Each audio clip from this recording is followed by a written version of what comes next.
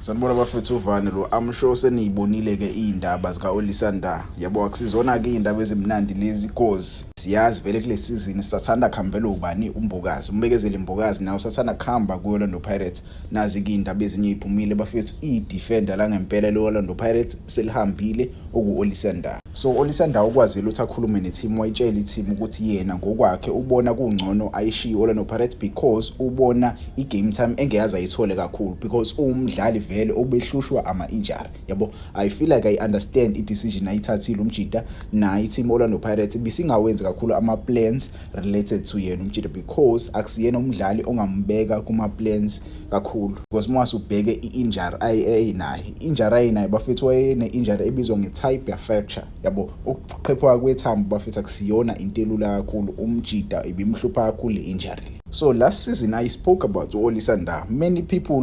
Last season I spoke about Olisanda. Yabo I raised a good point. Ngathi Olisanda kumele adayiswe kusase early because mesingamdayisi lo mjida lo uzosinikeza inkinga. Yabo it's either uzohamba as a free agent noma umjida Pirates izovele nje imdedele nje. But ke nawo kumjida esehamba right now I feel like kukhona kodwa iclub umjida esekhulumile nayo njoba nje esekhulumile neteam ebona ukuthi ngiyaza ayithola game time kukhona iclub azoya kuyona ayoyidlalela uOlisanda. Yabo so right now umjida njoba ehamba nje sisalelwa ama defenders anjengosibisi bakhona oxoki basike nawo uxoki usani nesa injury naye sekwalimala umjida ukhona bafethu usesane naye umjida usazombona nje usesane sagcina umbona weCarling All Stars.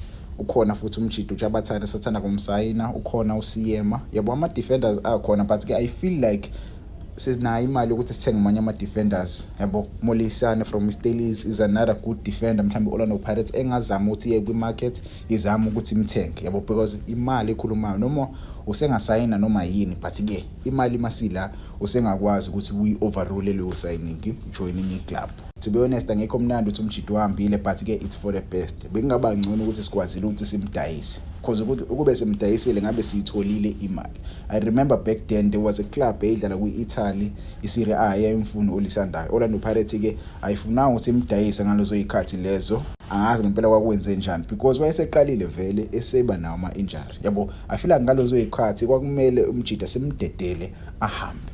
Yabo asimdedele nje ahambe because i-injury ebenayo bengasiyona i-injury ebezovele ilulameke.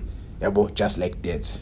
Abadlali abaningi abakanje abalulamayo abadlala le Europe. Yabo those are European players abalulamayo maybe ne-injury kanje ukuphukelwa ithambo.